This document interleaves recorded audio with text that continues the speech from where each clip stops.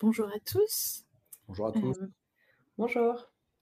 Merci de vous être connectés. On va attendre quelques minutes pour attendre que tout le monde se connecte. Du coup, on démarrera. Je laisse tout le monde se connecter et je vais démarrer peut-être une petite vidéo pour vous faire attendre. Mais promis, elle est sympa. C'est le teasing de ce midi.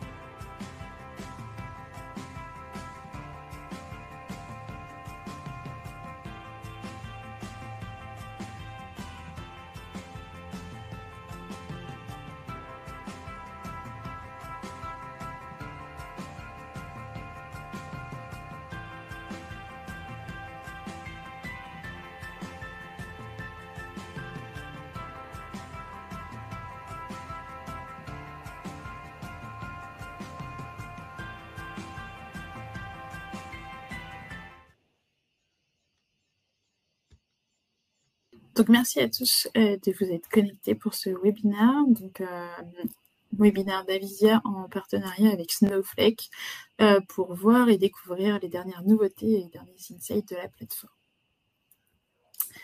Tout d'abord, je vous propose de nous présenter.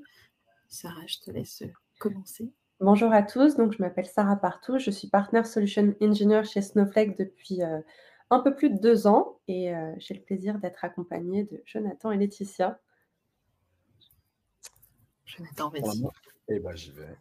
Bonjour à tous, Jonathan. Donc, moi, je suis Partner Manager chez Snowflake et j'accompagne les relations et le développement de notre partenariat entre Avisia et Snowflake pour la France. Et du coup, pour finir, Laetitia, bienvenue. Moi, je suis Practice Leader Data et Digital chez Avisia. J'accompagne nos clients sur leurs projets data et j'accompagne aussi nos consultants dans la réalisation de ces projets.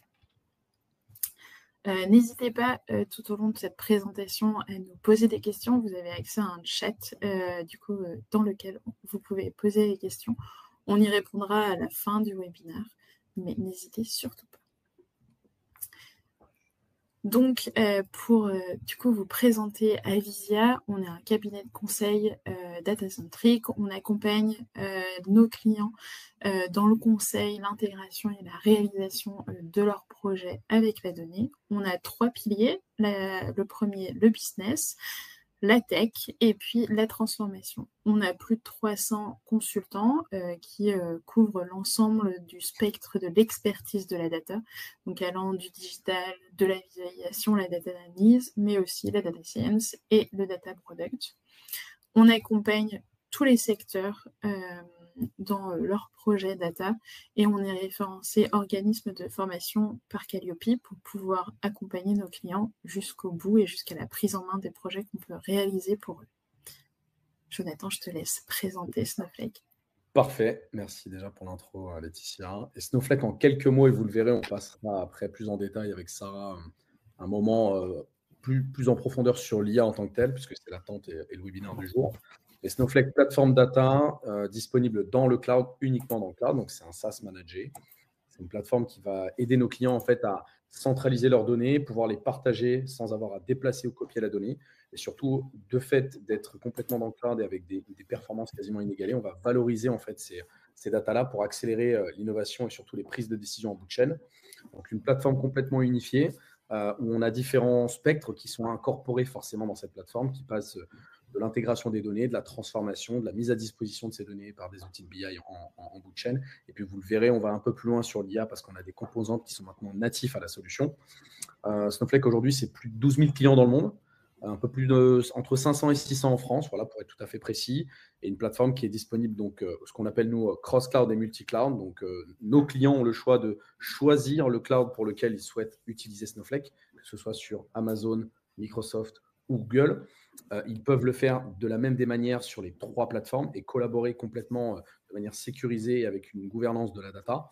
Et puis, on va forcément, avec la puissance et la capacité de Snowflake, pouvoir toucher un bon nombre de cas d'usage, que ce soit sur l'IA, sur l'analytique, sur le data engineering, sur la data transformation et différents corps de métier. On n'est pas du tout fermé à quelques secteurs d'activité. On a des clients qui sont dans le life science, d'autres dans le retail, d'autres dans la finance, d'autres dans le transport. Voilà, une plateforme complètement ouverte et qui accompagne maintenant bon nombre de clients sur la France. Et du coup, Avivia est partenaire Snowflake. On va bientôt fêter nos 5 ans de partenariat. On a plus de 50 consultants qui travaillent ou qui ont travaillé avec Snowflake dans le cadre de leur mission.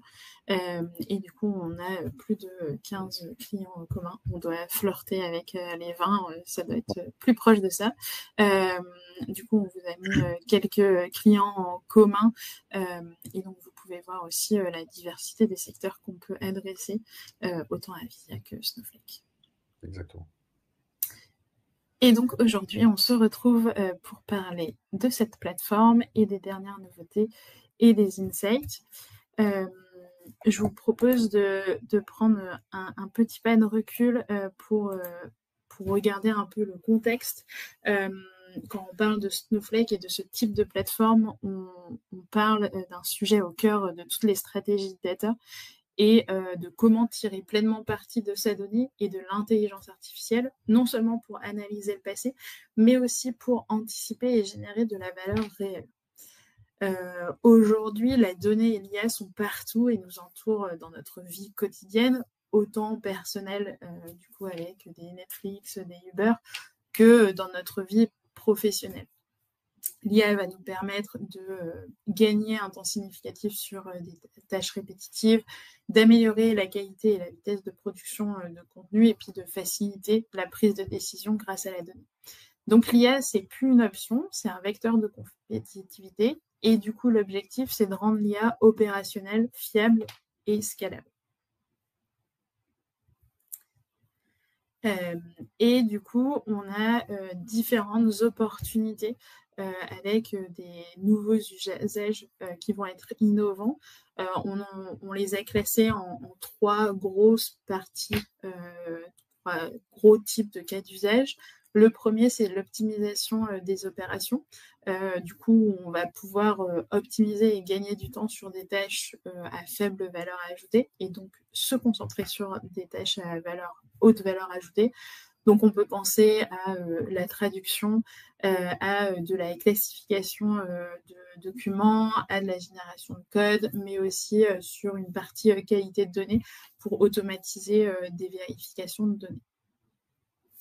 On a le deuxième pan qui est stimuler la croissance, où du coup, là, on va pouvoir faire des optimisations, de la personnalisation des systèmes de recommandation, proposer des agents conversationnels qui vont pouvoir optimiser la conversion, répondre aux questions utilisateurs, et puis aussi toute une part créative pour du coup appuyer ces métiers créatifs où on peut aider à avoir des inspirations ou des designs pour des développements de nouveaux produits ou de nouveaux services.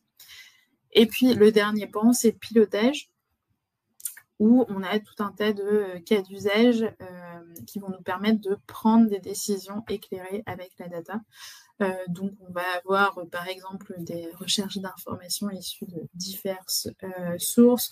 On va avoir l'analyse de verbatim. On va avoir tout ce qui est chatbot aussi, qui va pouvoir se mettre sur nos données pour donner accès à nos données plus facilement aux métiers. Tout ça sont des beaux cas d'usage et du coup, il y a beaucoup d'ambition là-dessus, mais il y a aussi une réalité qui fait qu'on voit certains freins à l'adoption de l'IA. Et du coup, l'enjeu principal, c'est de faire dialoguer la data, la technologie et la stratégie métier.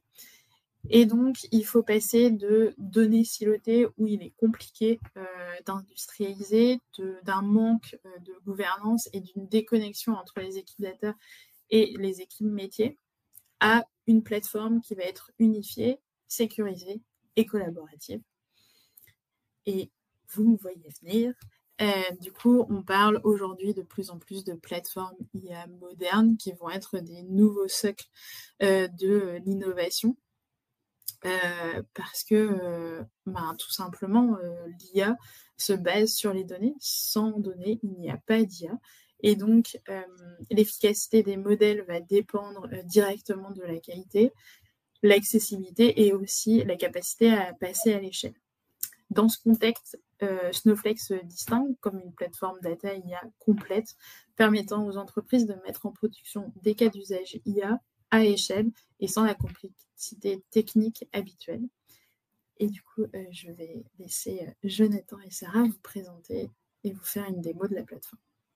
Parfait. Merci beaucoup, Laetitia. Du coup, pour switcher sur maintenant, qu'est-ce que Snowflake en quelques mots? Snowflake, c'est une plateforme software as a service, donc qui est née dans le cloud, qui permet en fait de déployer vos cas d'usage de data et d'IA.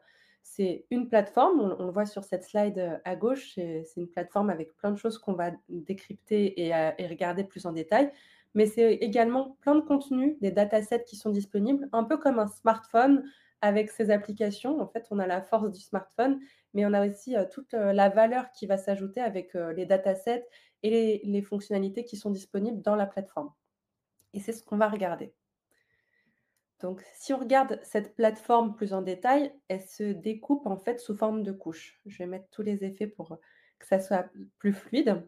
Donc, on retrouve en fait différentes couches hein, qui sont par couleur. On va commencer par décrypter la première, donc au milieu, la couche de stockage. Ça va être vraiment tout ce qui va être stockage pour tous les types de données, que ce soit des données structurées, semi-structurées, non structurées. Snowflake pour manager tous les types de formats, images, vidéos, fichiers.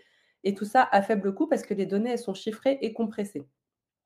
Ensuite, on retrouve la deuxième couche un peu plus foncée, bleu marine, qui correspond en fait à la partie Elastic Multi-Cluster Compute. Donc c'est un moteur de recherche, un moteur de calcul unique et ça, peu importe les workloads, le cas d'usage, le langage, on prend en charge que ce soit du SQL, du Java, du Python, du Scala, peu importe le langage, on a cette couche en fait qui va permettre de scaler les ressources de manière dynamique et qui va garantir toujours des performances élevées pour, n'importe quelle charge de travail. Et ça, on a la possibilité de travailler avec la même donnée sans la dupliquer et de manière complètement indépendante. Donc on a une plateforme qui se distingue par sa capacité de séparer le stockage du compute, mais on a également la capacité de séparer le compute du compute parce qu'on peut avoir autant de workload que nécessaire, autant de use case que nécessaire, sans avoir à piquer les charges de travail à une des ressources. Donc ça, c'est assez intéressant parce qu'on peut dimensionner les ressources de manière très élastique, très facile. Ensuite, on a donc la couche bleu marine, bleu océan, Cortex AI. Donc, ça va être la couche avec toutes les fonctionnalités de Generative AI qui vont être présentées. C'est là où je vais vous faire une petite démo sympa juste après. Ensuite, on retrouve la couche bleu ciel qui correspond à la couche de service. En fait, ça va être un ensemble de services qui vont gérer l'infrastructure, les métadonnées, l'optimisation pour rationaliser les opérations. Donc, c'est vraiment la couche intelligente avec aussi des fonctionnalités de sécurité, de gouvernance. Et enfin, la couche la plus transparente, c'est la partie SnowGrid. Ça va être un réseau qui va connecter tous les environnements Snowflake pour faire soit du partage de données, soit de la collaboration, et ça de manière complètement transparente. John l'a dit tout à l'heure, on repose sur les 3 principaux cloud providers, les clouds publics, hein, donc que ce soit Google, Azure avec Microsoft ou AWS. Et ce qui est intéressant, c'est que vous, en tant que client, vous n'êtes pas obligé d'être sur un seul cloud provider. Vous avez plusieurs régions, plusieurs cloud providers, et donc vous pouvez partager vos données et opérer à travers un ou plusieurs cloud providers. Vous n'êtes pas coincé sur un, ce qui permet de faire un failover assez important entre les différents cloud providers. Maintenant qu'on a un petit peu décrypté, l'architecture, on va aller plus en détail sur la couche, Cortex AI, donc celle sur, la couche, un peu plus generative AI et on va voir les use cases qui nous intéressent pour justement avoir plus d'impact aujourd'hui pour votre quotidien. Je vais vous présenter donc aujourd'hui Snowflake Intelligence. C'est une fonctionnalité qui est sortie, au mois de juin, donc qui est assez récente. C'est en fait une interface de langage naturel, un peu un chat GPT d'entreprise qui va permettre aux utilisateurs professionnels de mener des recherches sur, les données structurées, non structurées, toujours tous les types de données, en ayant des informations contrôlées sans avoir besoin de SQL ou de tableau de bord. Donc c'est assez intuitif. Je vais vous le montrer juste après. Et en complément de Snowflake Intelligence, on a tout ce qui va être autour des vues sémantiques de Snowflake. En fait, ça va être une base de données avancée qui va simplifier et sécuriser l'accès aux données. Ça va agir en fait comme une couche de présentation qui va transformer les données brutes et complexes dans un format qui va être facile à comprendre. Si je vous donne un exemple simple, c'est un peu comme si les données de votre entreprise, elles étaient dans un grand entrepôt, qui est complètement désordonné, un grand entrepôt de stockage et on sait que les experts savent trouver quels produits avec quel nom de code ils sont associés. Eh bien, une vue sémantique, c'est un peu comme une façade de magasin organisée. Au lieu de laisser les clients naviguer dans le désordre, on va présenter les produits de manière logique avec des noms, des étiquettes, des labels et avoir des rayons bien rangés pour savoir, où quelles données j'ai mis où. Et on s'assure en fait que tout le monde voit la même chose et ils ont accès seulement aux produits auxquels ils sont autorisés. Mais maintenant, le mieux, c'est de vous montrer concrètement à quoi ça ressemble en démonstration. Donc là, je vais vous montrer, donc je suis sur mon interface Snowflake qui est assez user-friendly, assez simple, dans les fonctionnalités d'AIML et on va ouvrir Snowflake Intelligence. Donc on va ouvrir une nouvelle page et là, on va retrouver donc une interface, tout en langage naturel où on va pouvoir justement y échanger. On a soit des données donc de caractère un petit peu général, soit des données là sur un festival de musique, donc un agent qu'on va solliciter. Mais là, on va lui poser une question toute simple d'ordre général, hein. On va lui, par exemple, lui demander, la recette traditionnelle de spaghetti carbonara, hein. C'est l'heure de déjeuner, donc pourquoi pas lui demander une petite recette, assez sympa et là, on lui demande en français. On a la réponse très claire en français avec toutes les étapes, les ingrédients et bien sûr, les informations qui nous intéressent et là, pour cette recette, c'est bien sans crème fraîche, bien sûr. Donc super, on a testé une question plus ou moins, facile, de culture générale. Maintenant, on va lui poser des questions un peu plus précises sur les festivals de musique, parce qu'on lui a donné des données de festivals de musique. Donc on va utiliser cet agent qu'on a créé un peu plus tôt, je vous le montrerai aussi. Les sources, on peut lui demander de choisir peu importe la source qu'il va utiliser, mais c'est très spécifique à ces questions. Donc là, par exemple, on va lui demander, combien de tickets, enfin non, quels sont les revenus qui ont été générés par les festivals en Europe? Donc ça, c'est une question, voilà, très factuelle où on attend un chiffre qui va être précisé. Là, ce qui est intéressant dans Snowflake Intelligence, c'est qu'on va voir comment il réfléchit pour trouver la solution. Donc là, il explique, voilà, il va utiliser le semantic model. Vous savez, le semantic model, c'est un peu le rangement dans les étagères, de ce qui nous intéresse.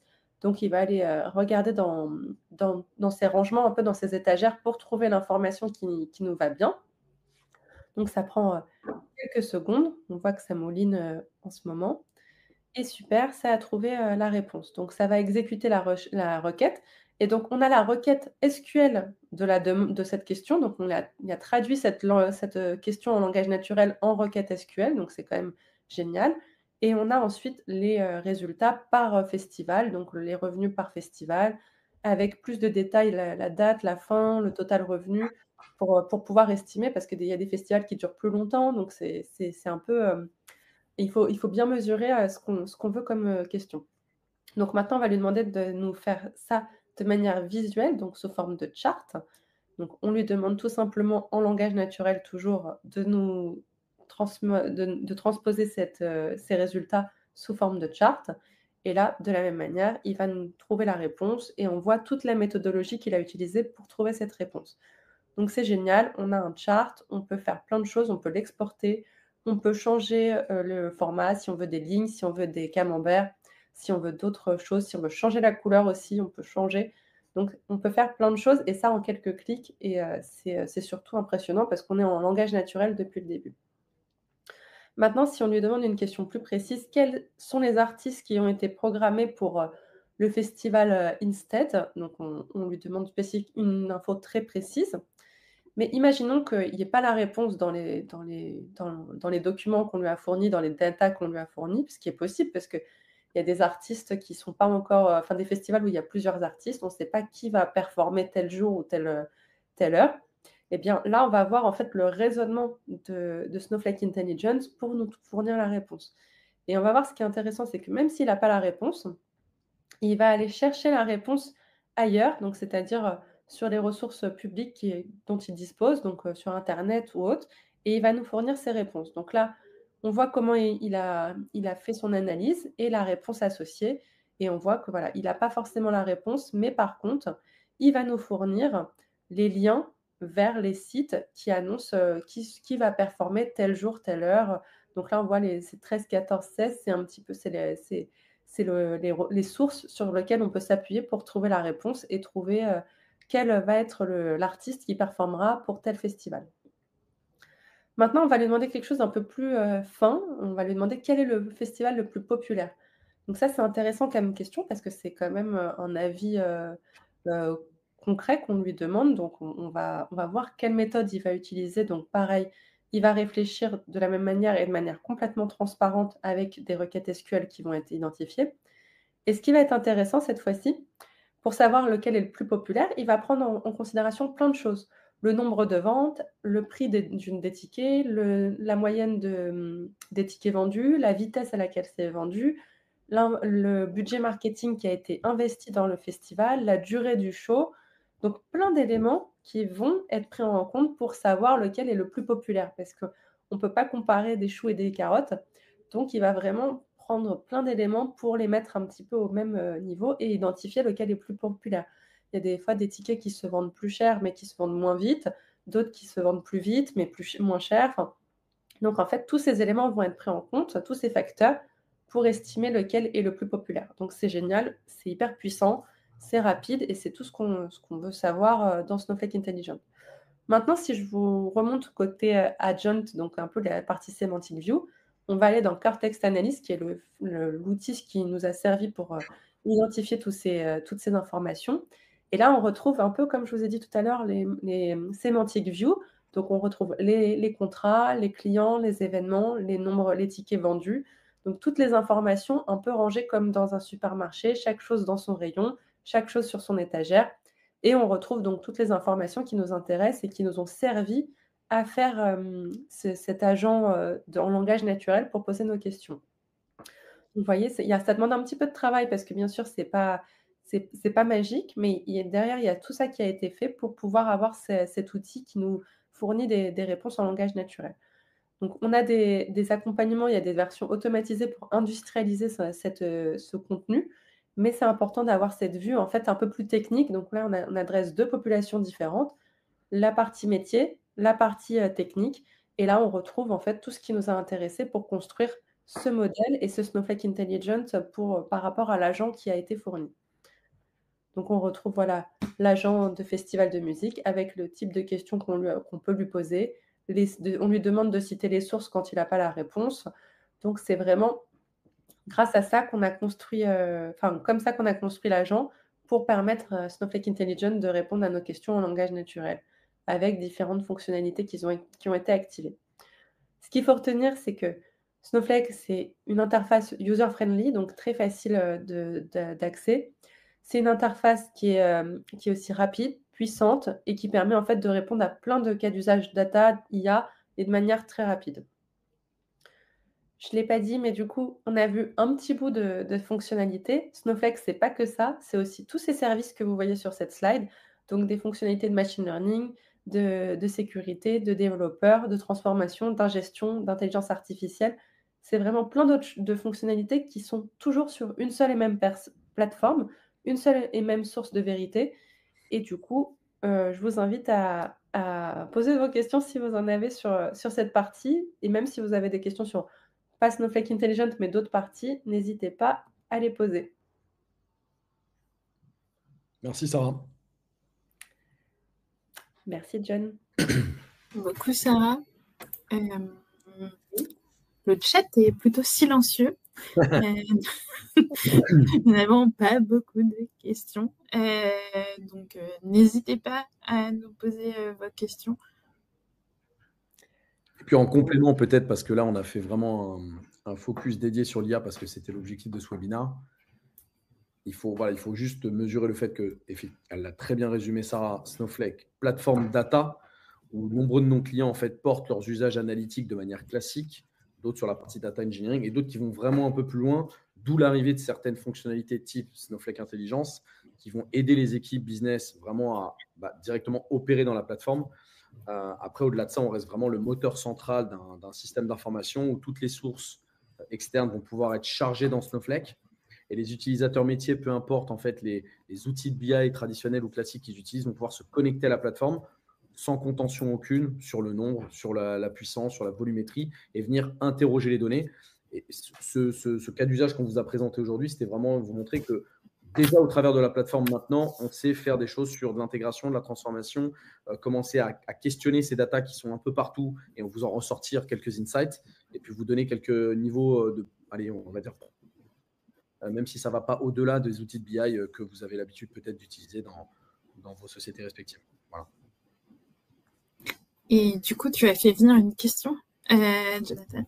Donc, merci. Est-ce que l'on peut connecter des serveurs MCP? C'est une très bonne question.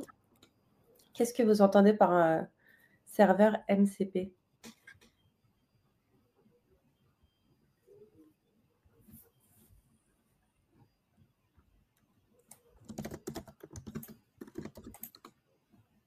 Moi, je ne vois pas les questions, donc je vous laisse me les donner ou les réponses, mais le chat… Nous n'avons pas de réponse de la personne qui nous a… Parce que Snowflake, c'est vraiment une solution, modèle, contexte, protocole. C'est une solution software as a service, donc je ne pense pas que ça réponde à… Non, mais alors, si je fais le lien, mais peut-être que je me trompe, mais alors, j'ai mes limites techniques sur le sujet, mais je crois que les MCP, c'est ce qui donne un peu… tu vois, les capacités d'accès à tous ces services un peu autour des LLM. Peut-être que vous m'arrêtez. La force de Snow, c'est d'aller déjà d'avoir la chance et la capacité. On l'a pas mentionné parce que le webinaire était très centré sur l'IA, mais on a déjà tous les moteurs de LLM qui sont déjà disponibles dans Snowflake. Donc, on peut tout à fait, au travers de la plateforme, venir connecter ou venir laisser aux usages de nos utilisateurs le choix de connecter de l'Anthropic, du Mistral, de l'OpenAI directement dans la plateforme pour éviter en fait à avoir à sortir cette data et d'avoir à la faire jouer directement plus proche des moteurs. On ramène le moteur du LLM pour le faire tourner directement et garder cette sécurité, cette gouvernance. Ouais. Je ne sais pas si ça répond à la question. Je pense que c'est ça parce que tout ce qui est MCP, c'est ce qui va permettre de connecter les agents IA en mode, au monde extérieur. Et on retrouve donc tous les LLM que John a cités et qui sont intégrés. Et en fait, c'est vraiment à la carte. Chaque client choisit un petit peu quel LLM il veut solliciter. Il y a le LLM de Snowflake Arctic, mais il y a aussi Mistral, il y a aussi GPT, avec tout ce qui va bien, Gemini, tout ce qui existe sur le marché qui est disponible sur Snowflake.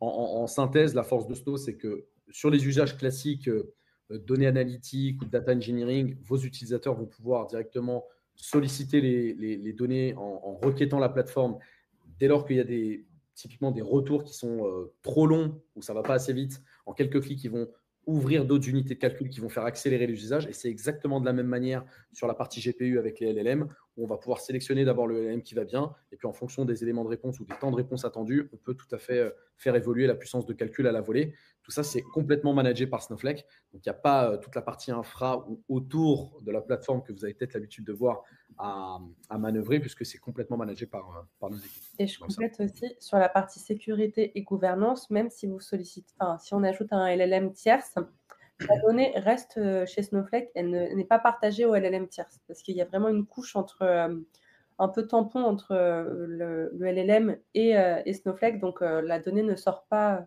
à l'extérieur, si c'est une question auquel vous pouvez penser aussi.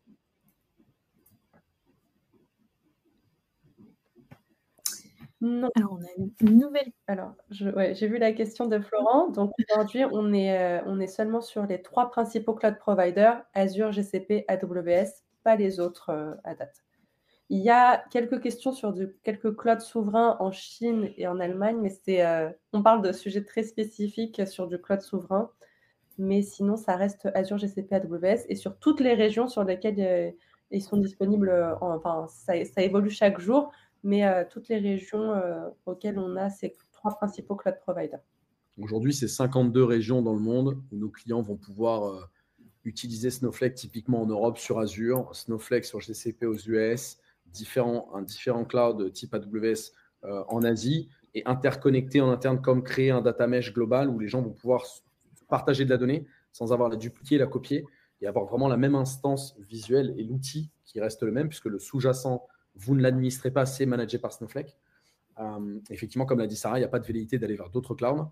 On est juste en train de s'embarquer là dans une démarche avec AWS qui est un peu naissante sur effectivement des aspects un peu de cloud souverain. On est en plein dedans, voilà, pour répondre à la question. Mais du coup, pas d'autres cloud providers plus petits. Non.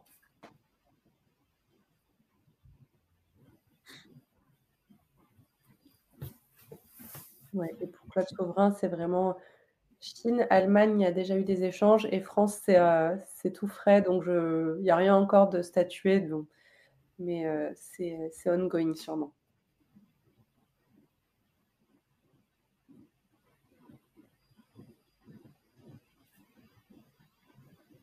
Mais en tout cas, très bonne question.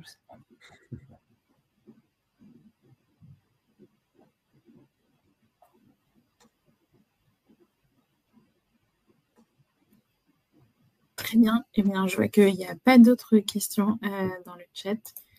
Donc, on va vous remercier pour votre participation à ce webinaire. Merci Sarah et Jonathan pour la présentation. Merci à tous.